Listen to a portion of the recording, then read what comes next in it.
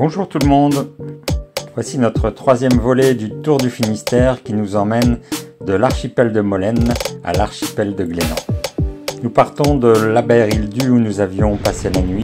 Il est 2 heures avant la marée haute et 10 milles nous séparent de l'archipel. Après avoir contourné le plateau de la Helle, nous nous présentons par l'accès nord. Nous avons prévu de passer 2 nuits à Molène et nous allons donc prendre un mouillage au niveau du port.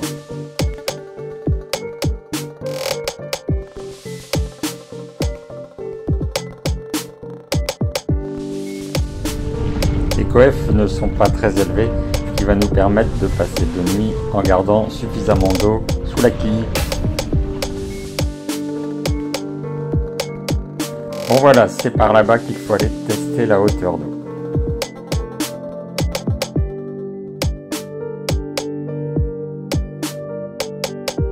Le port semble bien abrité, en tout cas pour tout ce qui est est, sud et ouest aussi certainement.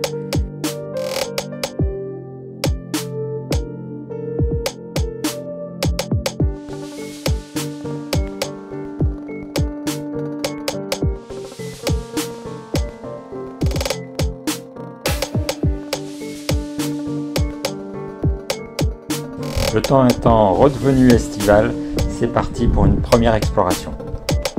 Objectif, le centre de l'île et le bourg. Demain, nous ferons le tour de l'île. C'est beau, c'est la simplicité, l'austérité aussi, parce qu'il n'y a pas 36 restos, hein. C'est qu'un bar avec saucisse frites, mais la saucisse de Molène, fumée artisanalement, et un super goût, ouais, ah, c'est top. Pour la baignade, c'est top aussi. Au niveau des couleurs, c'est top. Pour la vue de la balade, c'est top. La température de l'eau, c'est pour les Bretons, hein, faut être clair. Et ben voilà, on s'amuse bien à Molène.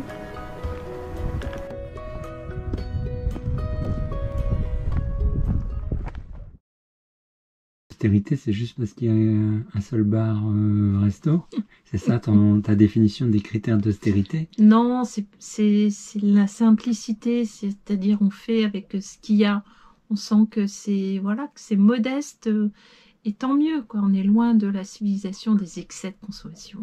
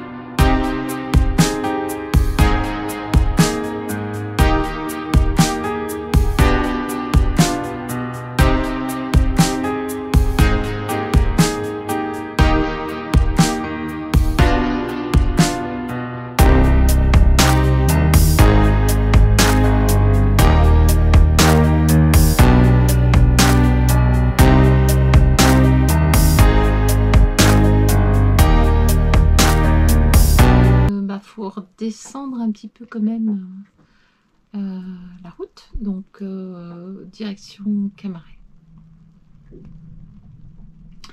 Et les Anglo-Normandes, c'était comment? Ah bah ça sera pour une autre fois. Hein.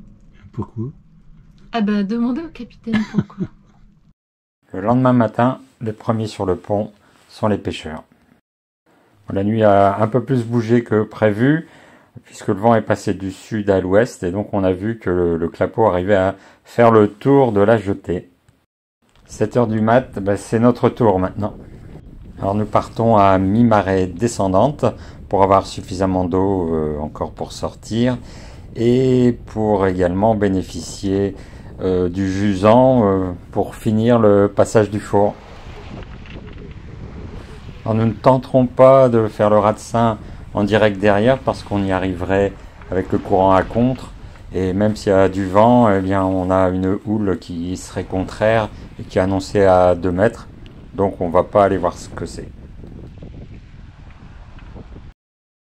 Le courant de jusant nous amène 2 à 3 nœuds en plus des 6 nœuds sur l'eau, donc ça avance pas mal.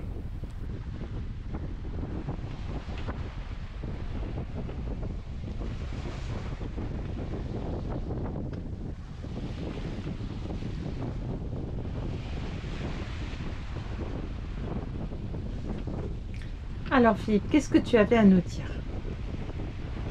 Je suis perplexe. Mais pourquoi es-tu perplexe? Parce que l'autre jour, à peu près 8 voiliers sur 10 que l'on croisait étaient au moteur. Mais alors pourquoi? Bah justement, ça me rend perplexe.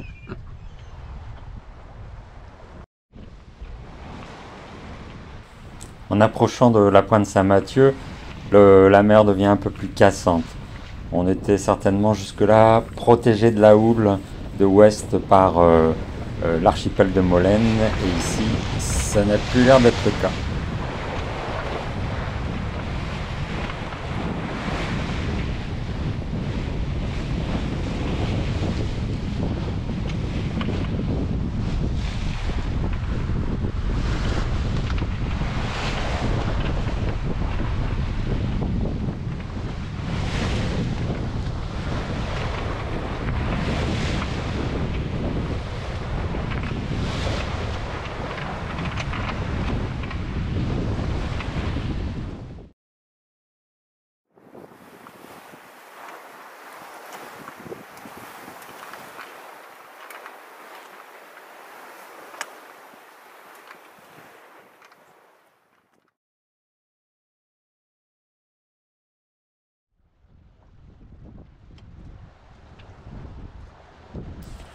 Donc pas de Ratsin pour nous, direction Camaret, avec une houle qui nous porte sur des petits surfs, houle de 1,50 m à 2 mètres selon les moments.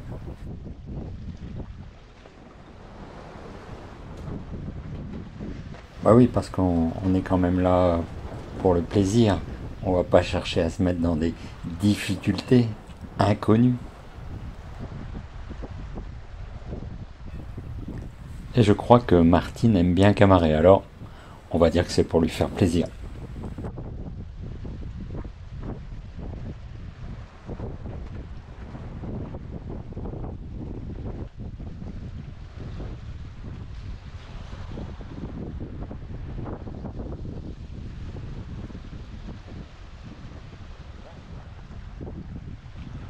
Parfois on aimerait bien que ce ne soit pas les courants et la marée qui commandent les heures du lever, parce que des fois ça tire les cheveux.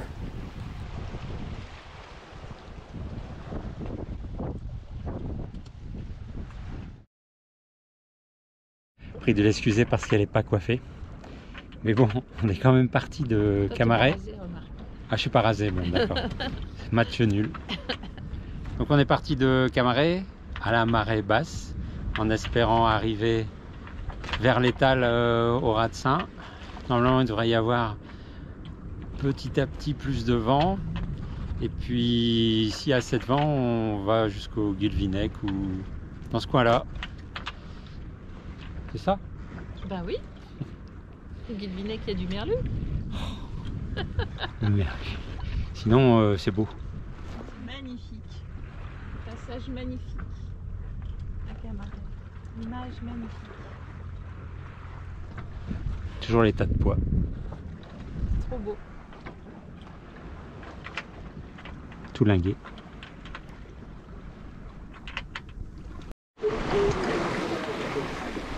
Bon, évidemment, ça s'est pas passé comme prévu. Le vent était plus fort au début, ce qui fait qu'on est arrivé beaucoup trop vite. Donc on va passer le Ratsin à contre du courant, à étal moins 2 heures à peu près.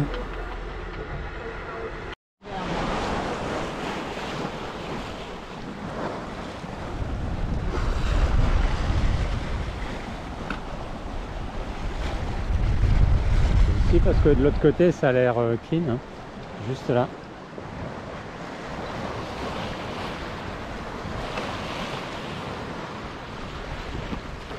Mais c'est quand même acceptable. Hein. Il y a la houle qui continue de traverser.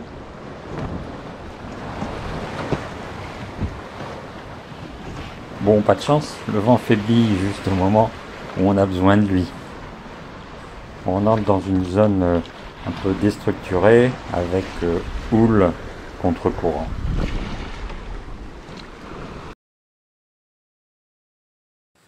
Oh oh, Martine, on se fait doubler.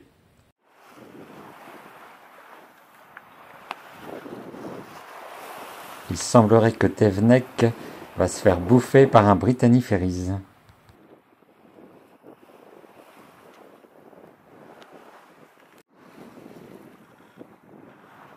Bonjour Brittany Ferries. Donc un Brittany Ferries qui dépasse et qui passe au vent, ben ça pue. Ça pue, ça pue, ça pue.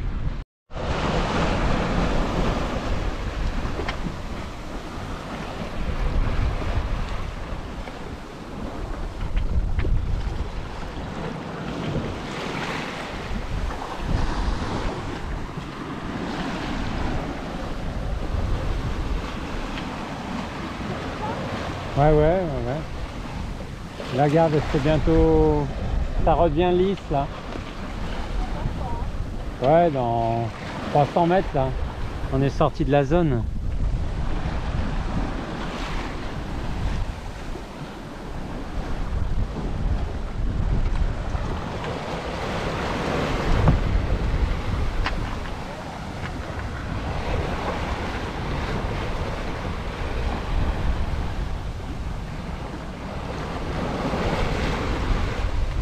Ça se rapproche.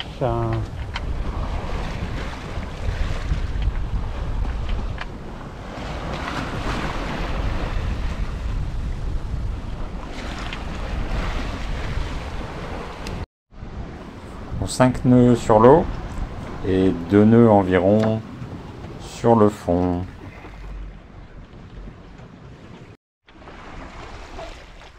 Donc pour se dégager un peu plus vite, eh bien, on décide de mettre le spi.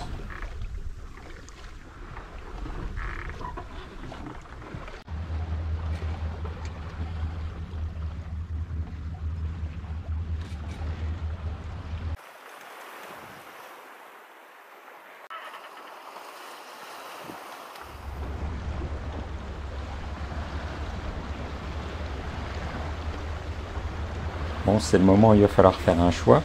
Soit on empanne et on tente direct Glénan, soit on affale et on va se mettre au Guilvinec. On passe entre la verte et la rouge. Il y aura probablement une autre verte un peu plus loin. Peut-être.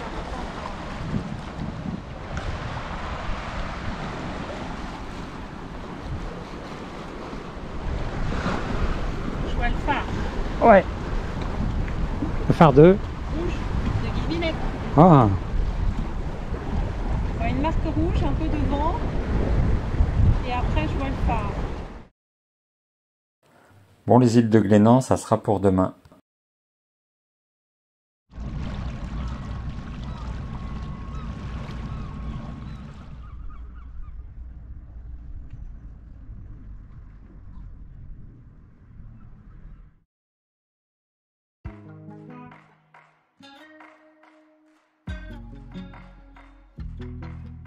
Donc c'est au ralenti, avec une météo très peu dynamique, qu'on arrive sur la passe ouest des Glénans.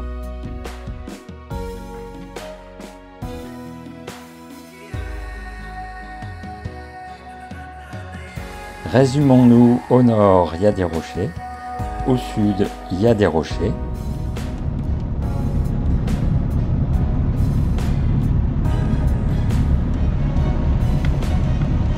Et devant, il y a des rochers.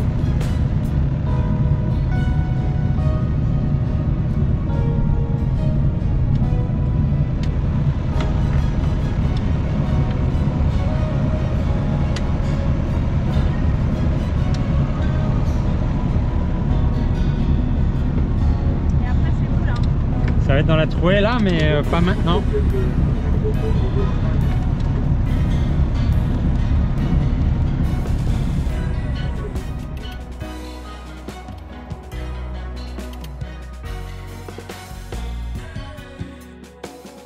Encore 3 degrés.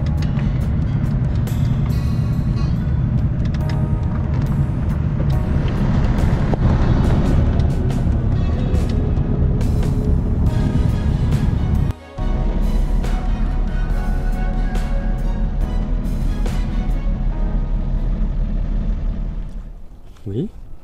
Alors je raconte la passe sud-ouest, ouest, alors disons la passe ouest pour arriver au Glénan.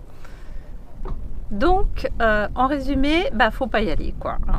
Donc mais même par mer calme, c'est slalom entre les cailloux, c'est incompréhensible comme trajectoire, aucun repère, risque maximum, voilà. Donc y allez pas. Avec un GPS. Ah bah oui, le GPS évidemment il nous sauve la vie, mais il faut que il n'y a rien qui tombe en panne, hein, ni le moteur, ni le GPS, ni le cerveau, parce que là c'est quand même un truc de spécialiste.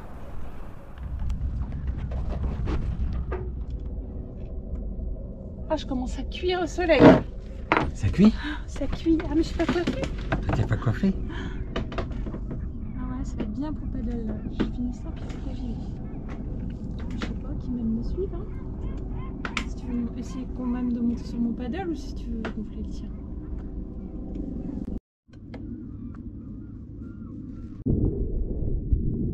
Bon, petite vérif sur l'eau, est-ce que tout est vraiment clean? Il n'y aurait pas un petit rocher qui traînerait? Parce que là, on va tourner un peu dans tous les sens avec le vent qui arrête pas de tourner, ainsi que les courants.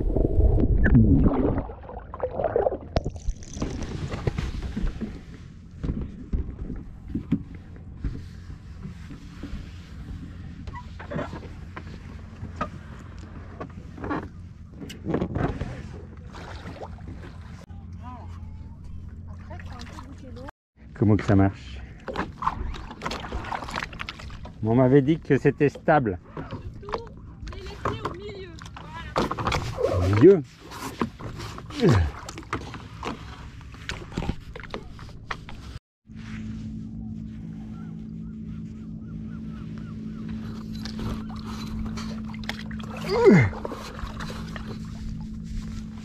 Oh, tchitcha, au secours.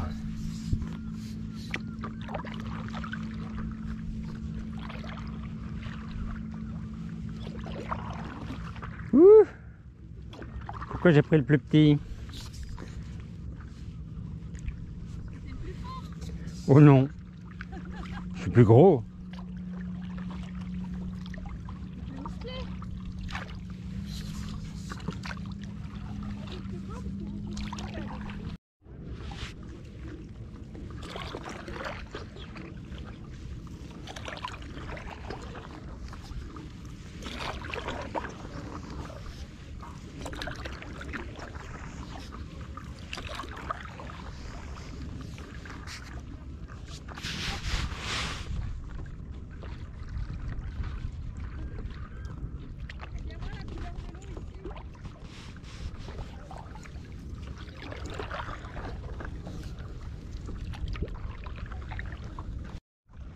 Moi, s'il n'y a plus de fond, je le fais à pied. Hein.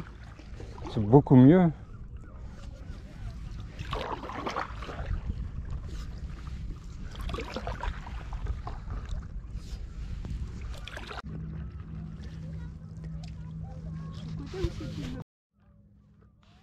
pense à Rosen, je pense à...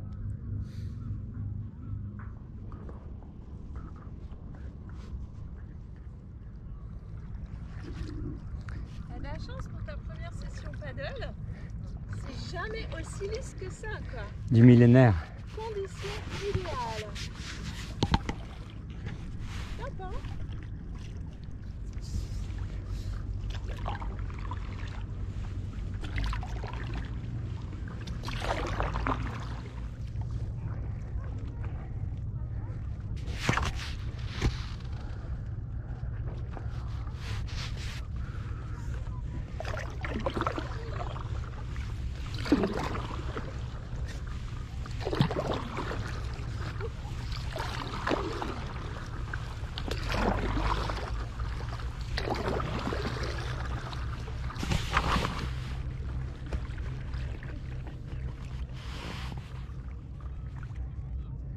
Terre.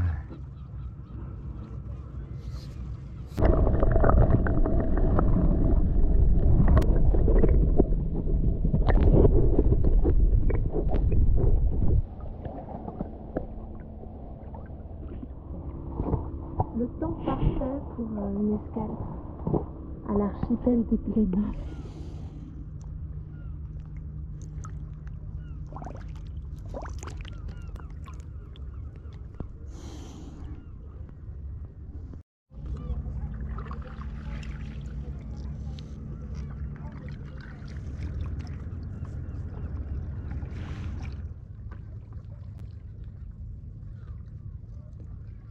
Bon, 2 jours sans vent au Glénan, ça se prend, non?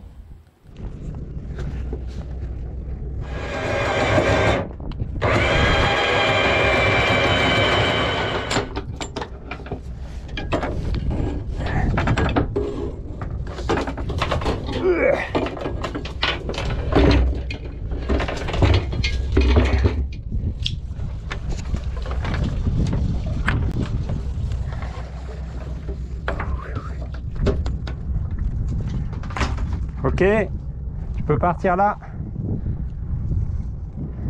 Ouais, un peu de bordel là.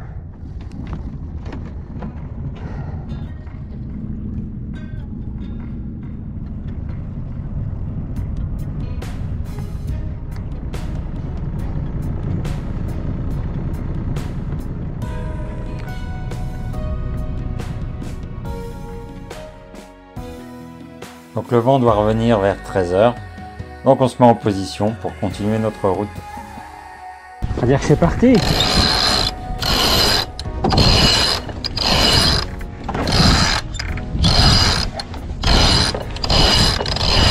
À toi Martine, à toi.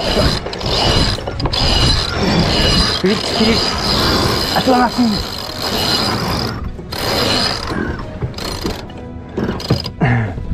Bravo Martine.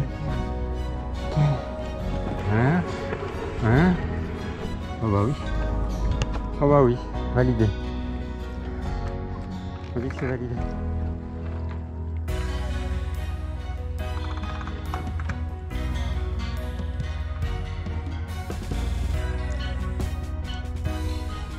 Ou alors on évite de respirer pour ne pas déventer le spi.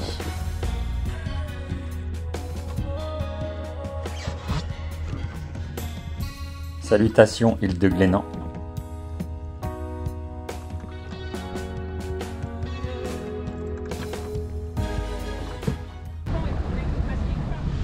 Bon voilà, le tour du Finistère c'est fini. Nous voici arrivés à Lorient et a priori c'est dans le Morbihan. Donc à la prochaine pour un nouveau voyage. Salut à toutes. Salut à tous.